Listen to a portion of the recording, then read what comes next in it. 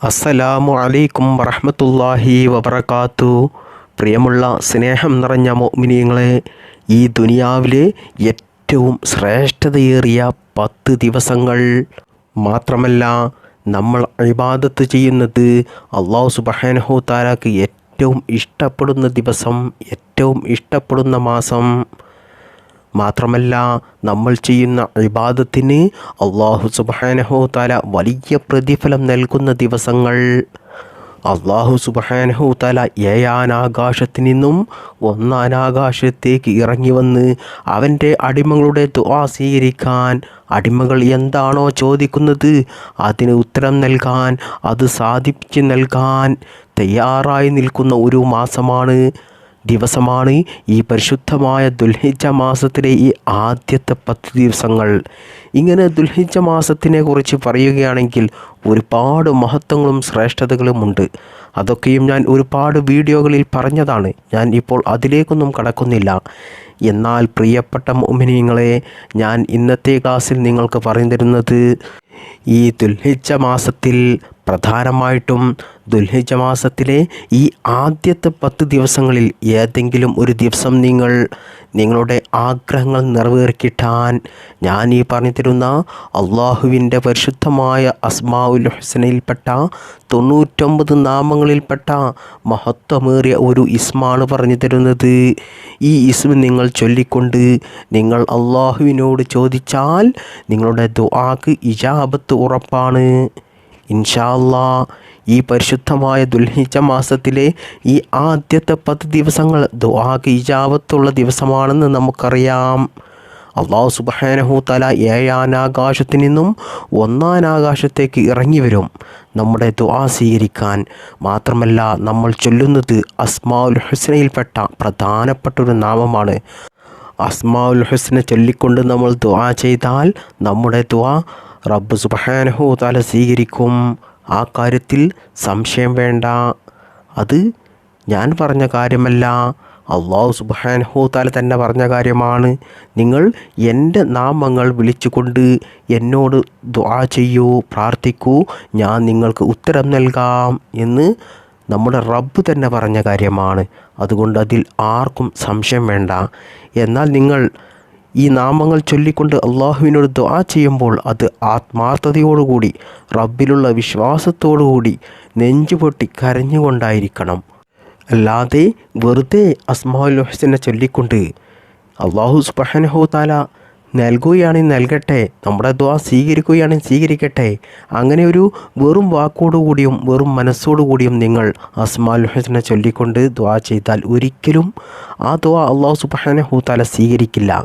അതാണ് ഒരുപാട് ആളുകൾക്കും പറ്റുന്ന ഏറ്റവും വലിയൊരു തെറ്റ്. പലരും പറയും, നിങ്ങൾ പറയുന്ന അസ്മാഉൽ ഹുസ്ന ദിക്റുകൾ, പരിശുദ്ധ ഖുർആനിലെ സൂറത്തുകൾ, ഇതൊക്കെയും ഓതിക്കൊണ്ടും ഞങ്ങൾ പ്രാർത്ഥിച്ചു, ദുആ ചെയ്തു, ഞങ്ങളുടെ ദുആ സ്വീകരിക്കുന്നില്ല എന്ന് ഒരുപാട് ആളുകൾ പറയുന്ന ഒരു പരാതിയാണ്. അതിന് കാരണം ഇതാണ് പ്രിയപ്പെട്ടവരെ, നിങ്ങൾ ഉറച്ച വിശ്വാസത്തോടുകൂടി, അള്ളാഹുവിൽ ഉള്ള വിശ്വാസത്തോടുകൂടി ഈ അസ്മാഉൽ ഹുസ്ന ചൊല്ലുന്നത് കൊണ്ട് എൻ്റെ റബ്ബ് എൻ്റെ കാര്യം എനിക്ക് നടത്തിത്തരും, എനിക്കത് നിറവേറ്റിത്തരും എന്നുള്ളൊരു ഉറച്ച മനസ്സോടുകൂടി, വിശ്വാസത്തോടുകൂടി അസ്മാഉൽ ഹുസ്ന ചൊല്ലിക്കൊണ്ട് നിങ്ങൾ ദുആ ചെയ്താൽ ഇൻഷാ അല്ലാഹ് ഉറപ്പാണ് ആ ദുആ, ആ പ്രാർത്ഥന ഒരിക്കലും റബ്ബ് സുബ്ഹാനഹു തആല തട്ടിക്കളയില്ല. പ്രിയപ്പെട്ടവരെ, നിങ്ങൾ മനസ്സിലാക്കേണ്ടത്, നമ്മൾ തകർന്നു പോകുമ്പോൾ, മനസ്സ് പൊട്ടി കരയുമ്പോൾ നമ്മുടെ ഓരോ കണ്ണീരും റബ്ബ് സുബ്ഹാനഹു തആല കാണുന്നുണ്ട്. നമ്മൾ നാവ് കൊണ്ട് പറയണമെന്നില്ല, നമ്മുടെ മനസ്സ് അല്ലാഹു സുബ്ഹാനഹു തആലക്ക് കാണാൻ സാധിക്കും.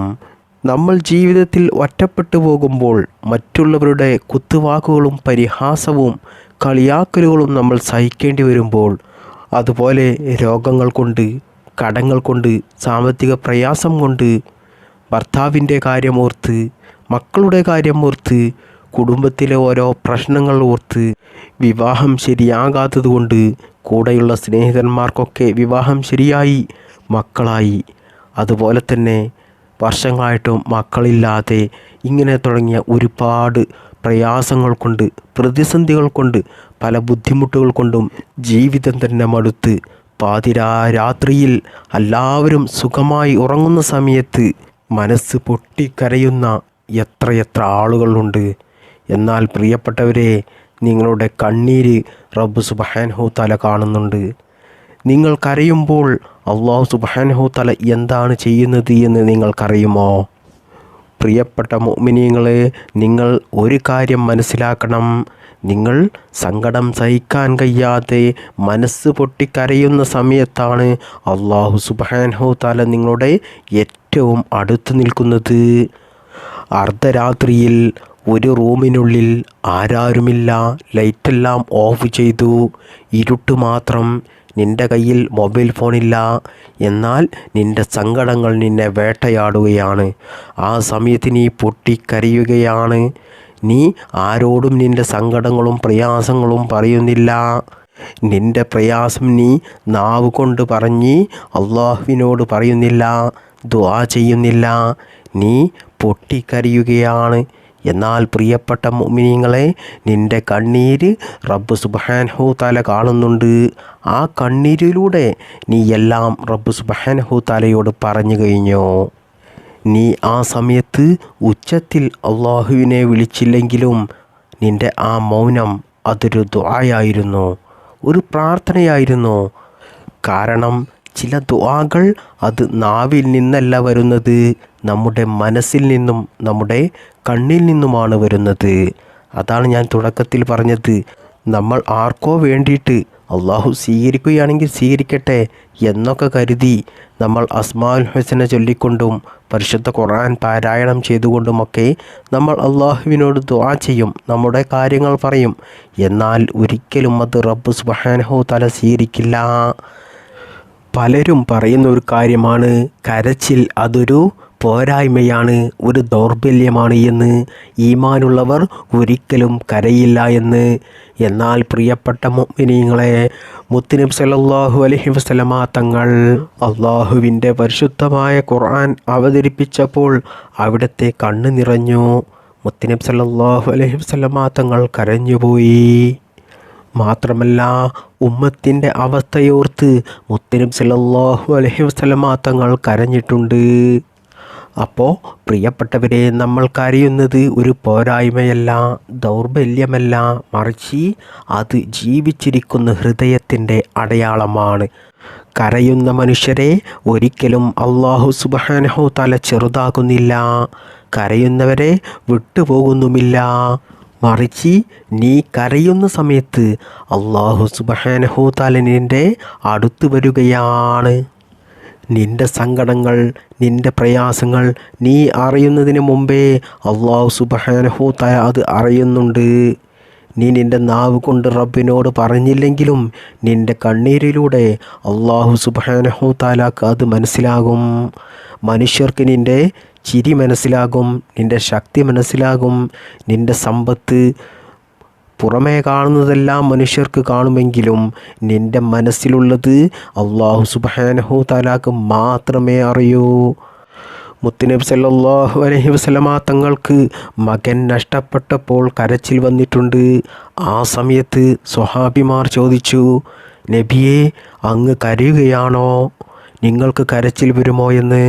ആ സമയത്ത് മുത്തുനബി സല്ലല്ലാഹു അലൈഹി വസല്ലമ തങ്ങൾ പറയുകയാണ്, എൻ്റെ ഹൃദയം വേദനിക്കുന്നു, അതുകൊണ്ട് എൻ്റെ കണ്ണിൽ നിന്നും കണ്ണീർ ഒഴുകുന്നു, ഞാൻ കരയുന്നു.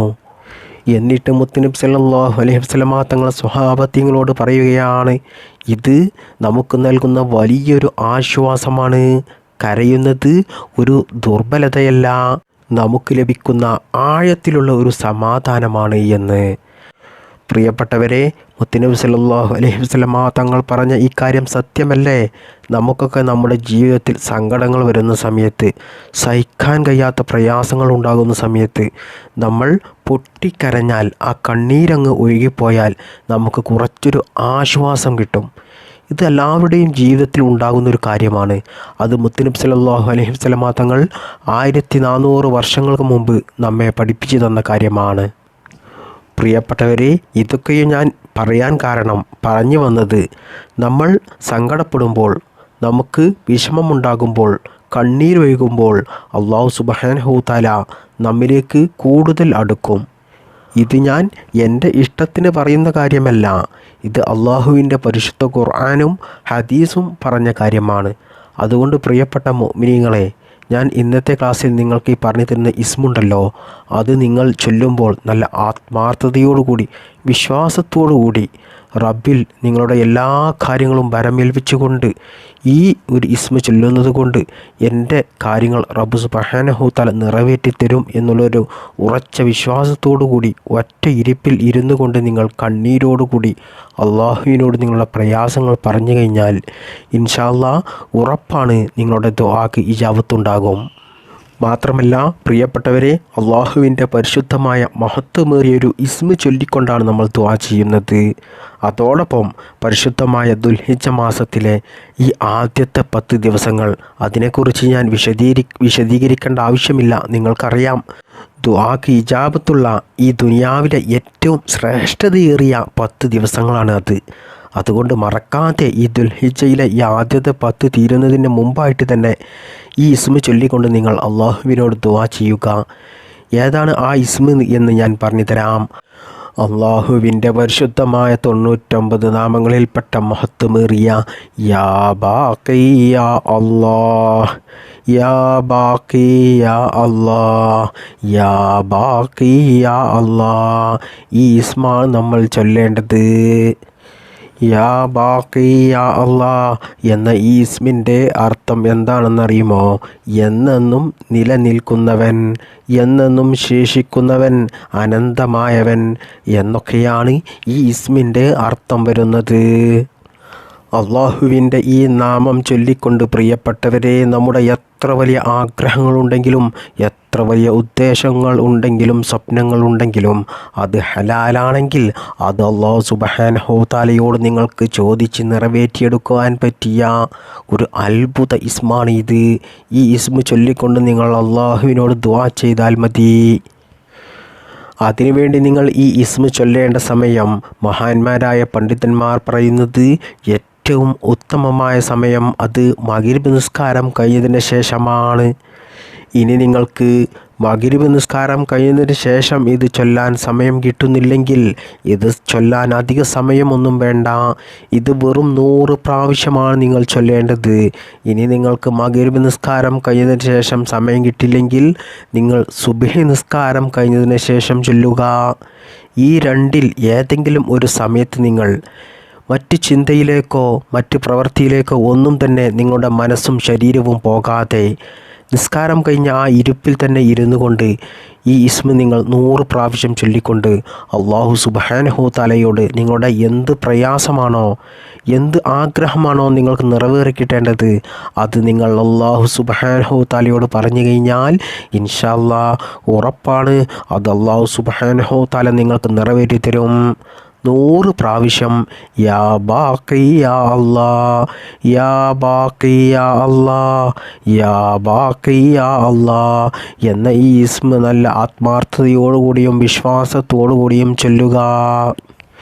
എത്രയോ ആളുകൾക്ക് ഈ ഇസ്മ ചൊല്ലിക്കൊണ്ട് അവരുടെ ആഗ്രഹങ്ങൾ, ഉദ്ദേശങ്ങൾ നിറവേറിക്കിട്ടിയതായിട്ടുള്ള അനുഭവങ്ങളുണ്ട്.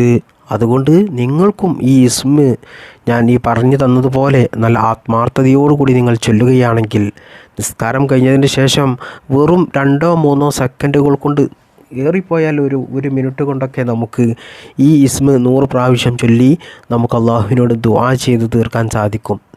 വെറും സെക്കൻഡുകൾ, ഏറിപ്പോയാൽ 1 മിനിറ്റ് കൊണ്ട് നിങ്ങൾക്ക് ഇത് ചെയ്തു തീർക്കാൻ സാധിക്കും. അല്ലാഹു സുബ്ഹാനഹു തആല ഈ ദിക്റിൻ്റെ ബറക്കത്ത് കൊണ്ട് നമ്മുടെ എല്ലാ നല്ല ഹലാലായ മുറാദുകളും നിറവേറ്റി തരട്ടെ. ജീവിതത്തിലുള്ള എല്ലാ പ്രയാസങ്ങളും അല്ലാഹു സുബ്ഹാനഹു തആല മാറ്റിത്തരട്ടെ. ഇഹലോകത്തും അല്ലാഹു സുബ്ഹാനഹു തആല നമുക്ക് വിജയം നൽകട്ടെ. പ്രിയപ്പെട്ടവരെ, ഈ പരിശുദ്ധമായ ദുൽഹിജ്ജ മാസത്തിൽ തന്നെ നിങ്ങൾ ഈ കാര്യം മറക്കാതെ ചെയ്യുക. പ്രത്യേകിച്ച് ഈ ദുൽഹിജ്ജ ആദ്യത്തെ 10 തീരും മുമ്പ് തന്നെ നിങ്ങൾ ചെയ്യുക. അല്ലാത്ത മാസങ്ങളിലും അല്ലാത്ത ദിവസങ്ങളിലും ചെയ്താലും ഇതിന് ഫലമുണ്ട്.